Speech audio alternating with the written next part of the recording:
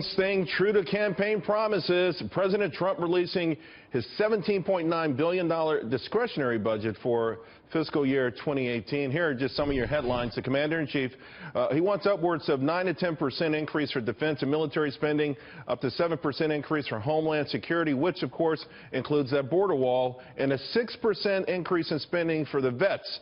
On the flip side, the president wants a 31% cut for the EPA, 29% for the State Department, that includes foreign aid, and a termination of funding altogether for 19 other agencies. Joining me now to discuss, Shelby Holliday, Mark Serrano, and Lisa Boothe. Lisa, I'll start with you. This is the America First, Keep America Safe, a skinny budget, if you will. What do you make of it? Well, I think that there's so much discussion about this budget. There's been so much hyperbole from the left about this budget. And in reality, this budget means nothing. Every president's budget is dead on arrival because it is Congress that controls the purse strings, and it's Congress that controls the budget. I mean, clearly President Trump is setting his priorities. He's letting Congress know what he would like to see in a budget, but ultimately it's dead on arrival. So, you know, I think that the amount of attention that this thing has gotten is way overblown. Well, Mark, I put some of that on the idea that Big Bird may go the way of the dodo bird. Charles, Big Bird is safe because Sesame Street did the wise thing, and they entered, the private sector. You know, they did a contract with the HBO a few years ago, and they're safe. But that's what the left is going to do, Charles. The left is going to demonize this budget and claim that Republicans are taking, food away from orphans and infants. The reality is Donald Trump, through this budget, is setting a new standard. Establishment politicians do not hold fiduciary responsibility for taxpayers and never have.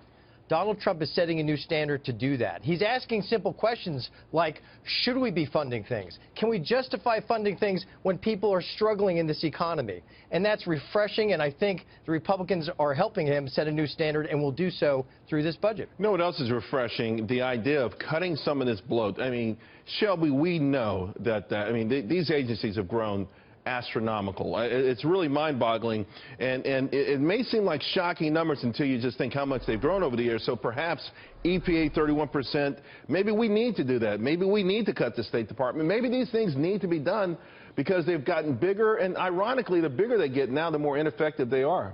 I think that's true. And, if you look at Donald Trump's campaign promises, Mick Mulvaney said this budget is based on Trump's campaign promises.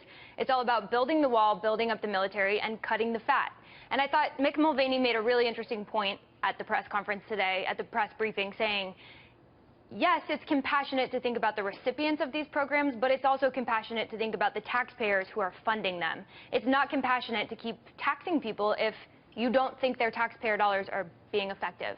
Right. And so I think that's a preview of the Trump administration's argument. We'll see what Congress does with it. I mean, I think Lisa makes a great point. It is dead on arrival, but Trump is a negotiator, and this is the first step of the negotiation. This is what he wants to lay out there, and other people can start tweaking it. And part of that, Lisa, I like the idea of $500 million for opioid prevention. We know that is a crisis that actually is more devastating than AIDS was at its peak, and we remember how much everyone circled the wagons to try to help that. A refocus on school choice, $1.4 billion additional dollars. Those kind of things, I think, ultimately are not just smart and helpful, but they help people rise above their current conditions and make all of America better, in my mind.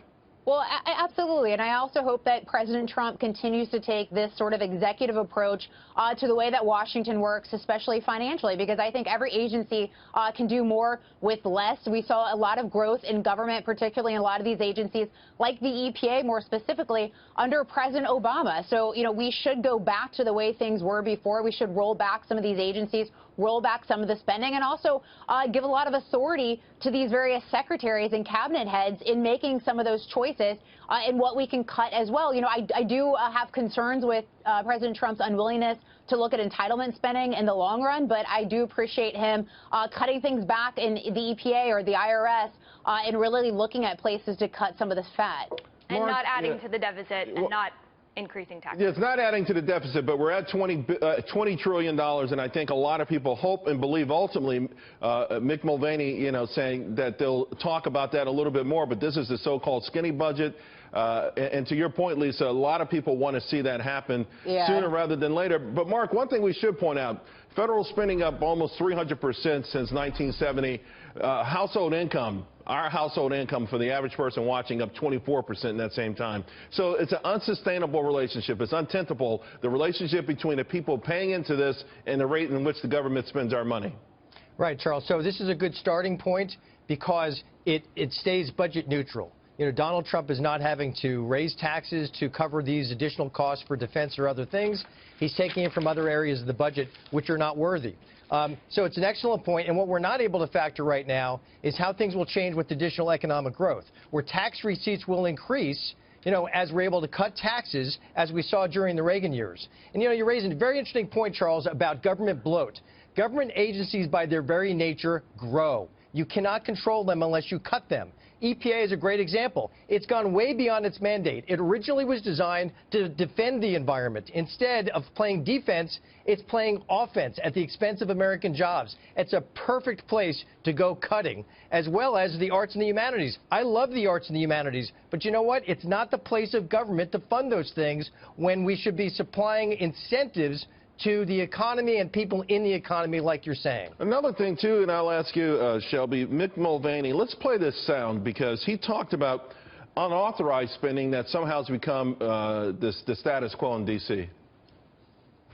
We actually spend a lot of money in the federal government that's on programs that aren't authorized at all. But a lot of the programs that we've spent money on for years have been unauthorized spending. Either they used to be authorized, actually most of them used to be authorized and then they simply lapsed, and some of them were just never authorized in the first place. They simply were appropriated without any authorization. And yeah, the message is that's not the right way to do it.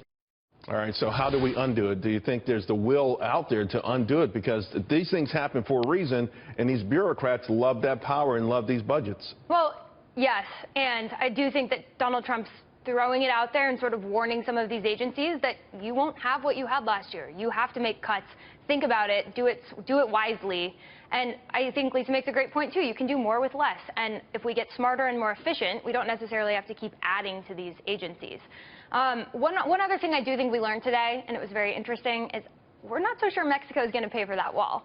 He put a couple $2 billion in this budget for wall construction, for infrastructure building, for the border. Although Mick Mulvaney sort of addressed that. He said, listen, it's because of timing, right? We want to get it started. But I think he and the administration feel confident, and they still promise that ultimately Mexico will pay for the wall. We'll get that money back. We'll get that money back for sure. I have no doubt about it. We'll see.